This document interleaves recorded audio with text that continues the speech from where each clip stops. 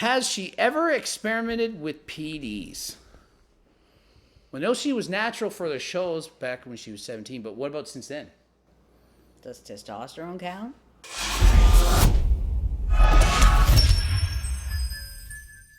Coach Greg, and I'm here with Sister Christine, and not like sister, but like actual sister, like from the same parents. So Yeah, as Okay. you can tell by this way we're talking right now. yeah. So we posted a picture of the family, said, hey, ask all the questions you want to my sister. So we went through like 1,000 questions over the last hour, and we screenshotted a bunch, and so we're going to be answering some questions. All right, so let's just get right into it. To Sister Doucette, what's an annoying quality that Greg has?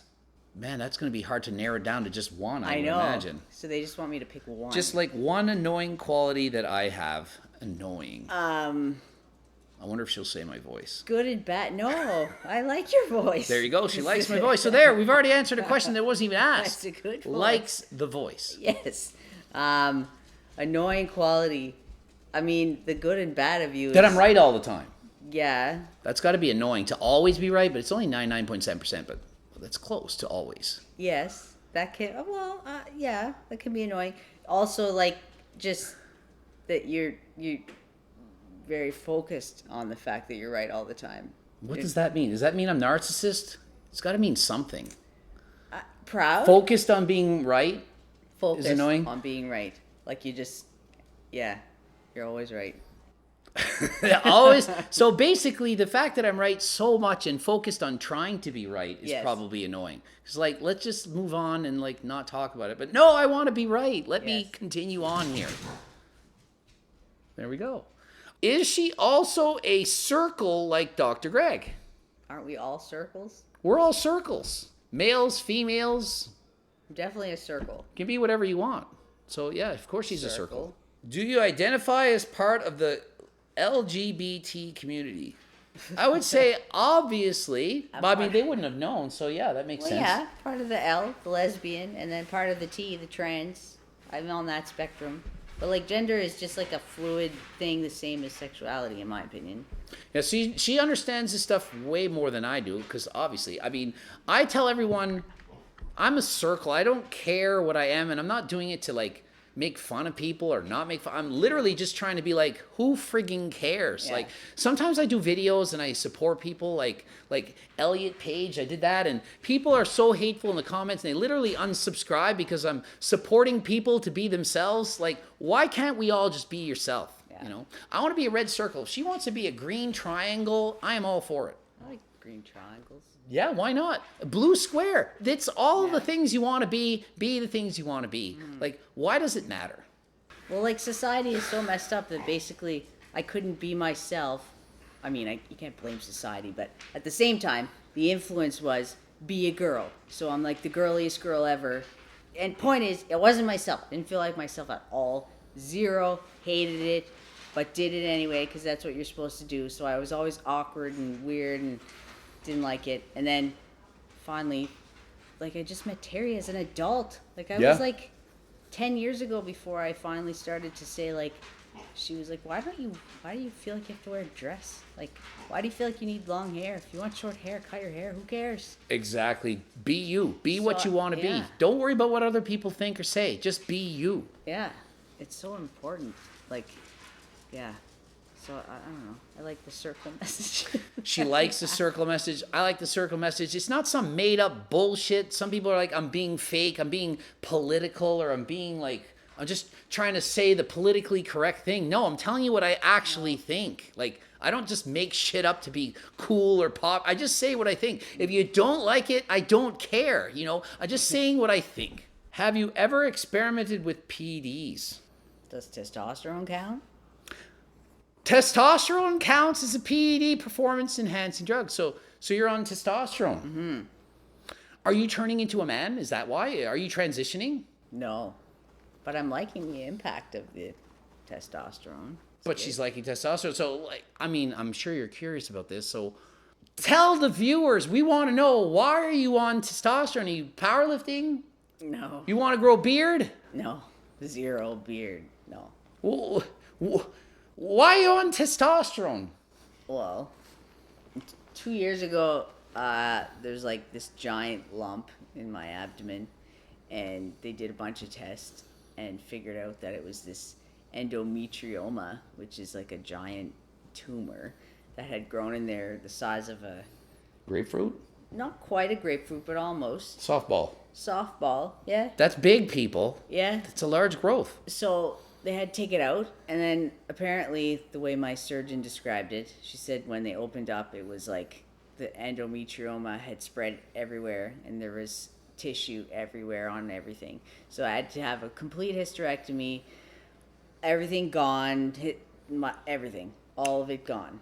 Okay, so basically she's had a hysterectomy, okay, because of a potentially cancerous tumor, which is a scary thing. I remember this going on. It was like, oh my goodness, what's going on? And so you did you feel like you would have looked pregnant almost? I did. I had like a huge puffy abdomen. I was kind of insecure about it. I had to And you're like, walk I'm around, not pregnant. Like, You're sucking thinking, there's in no way and- I'm pregnant. No. And then people might have guessed it and thought it. And it's like, why does the stomach? And Yeah. that's not easy on the head. Anyways, they figured out what it was, got rid of it, ended up full hysterectomy.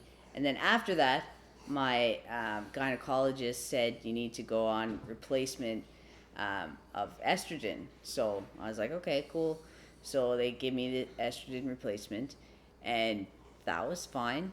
But I felt like garbage, totally horrendously awful. Sex drive was zero. It was the weirdest thing ever for me because it was like the opposite of my normal self. That was probably the worst part. The other pieces were like fatigue, loss of strength. Did you gain fat?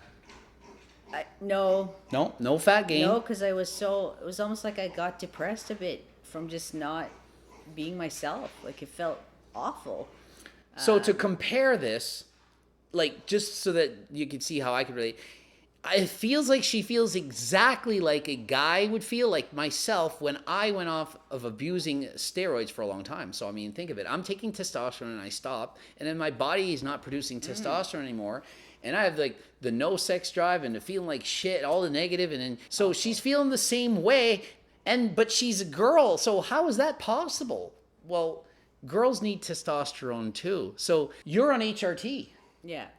So did you know that? Did you know that women can be on HRT? As legal, are you breaking the law? No, it's a prescription. It's doctor prescribed. Did you all know this? Are you learning anything right now?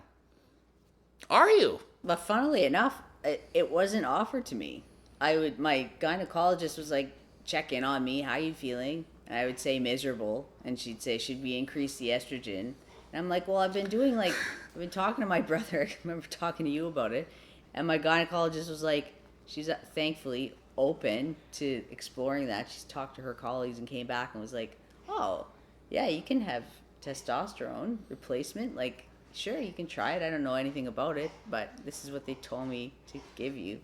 Yeah, literally, the doctors don't know what they're doing. Most doctors, they don't know. I'm not a freaking doctor. Don't do anything I say. But I said to Christina, maybe you need HRT. Maybe you need some testosterone. It's normal. Women need it. They produce it maybe 10% as much as guys do. Usually it's a 1/12 is what I usually say, but 10% is a good number. And so you have to actually go to your doctor and say, I want this, because most are not going to offer it. They don't even think of it. They're more likely to prescribe Prozac or something than actually give you testosterone. Yeah. It's crazy. Men and women.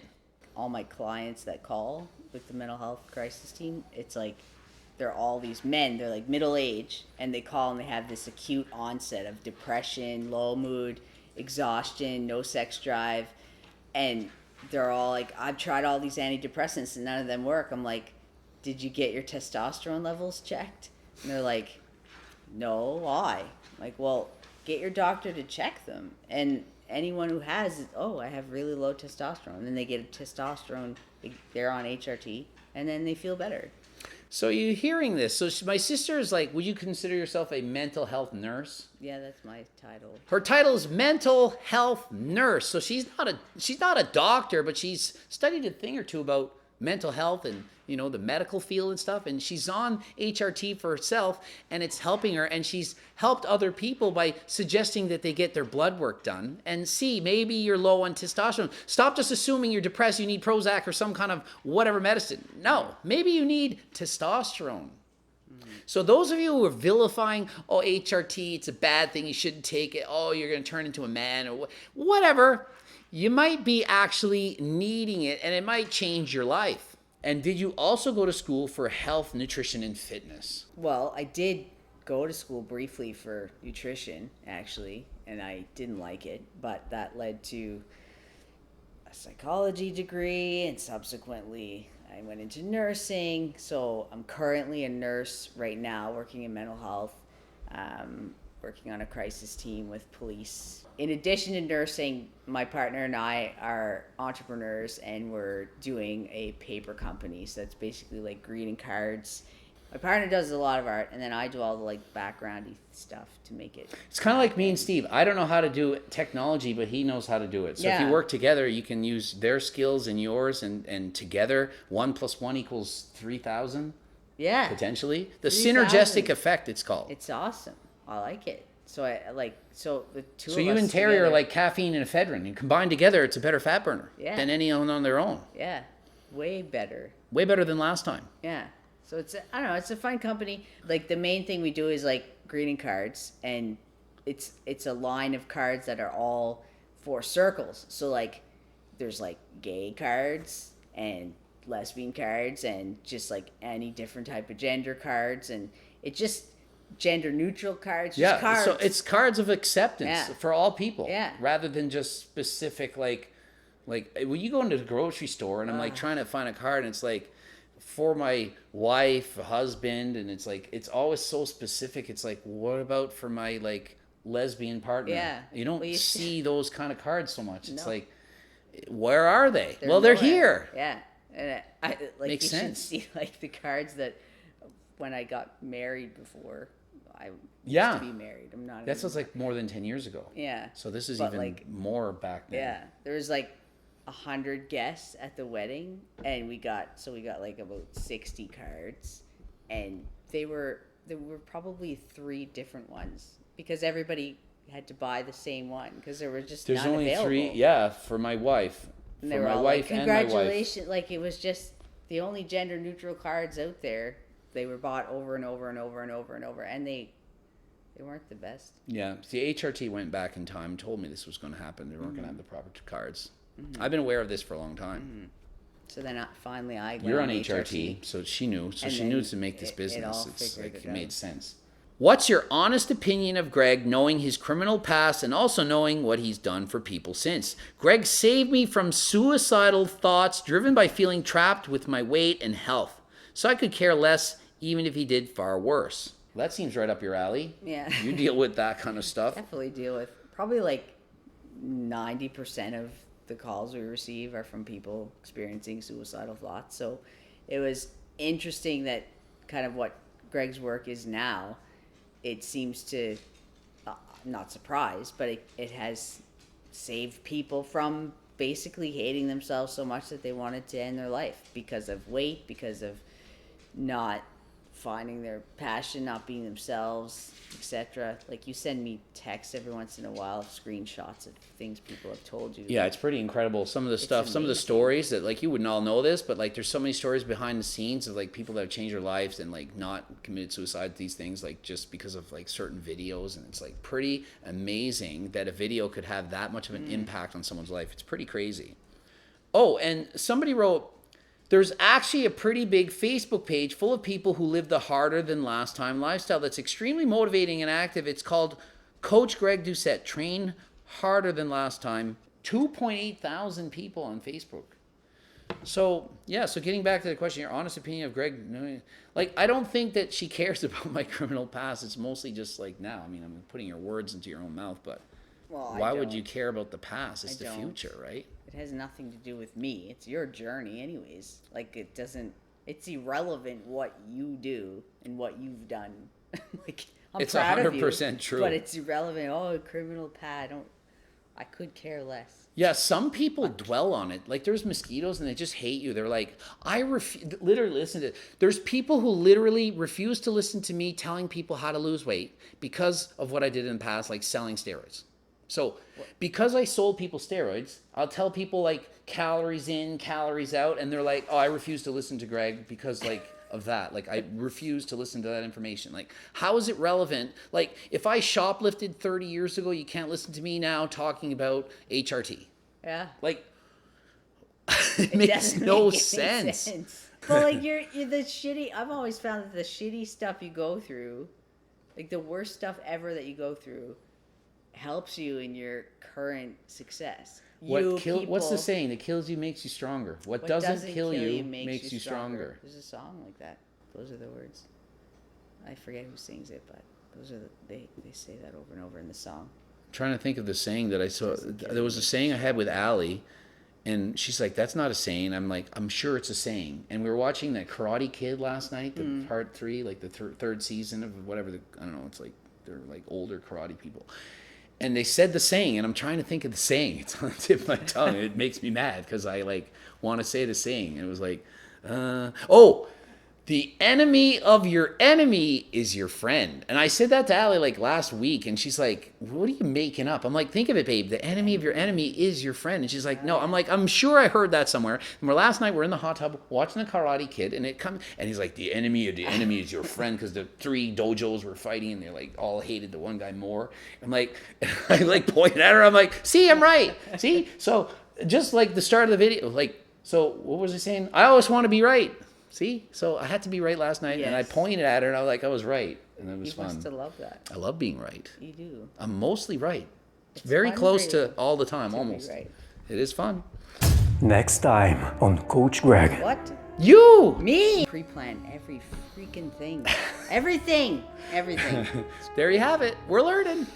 Hopefully you enjoyed the video with my sister. We're doing it again. There's a lot more questions to go through. We didn't have enough time in the first video, so we're doing it again. So stay tuned, get ready. More questions with Sister Christine.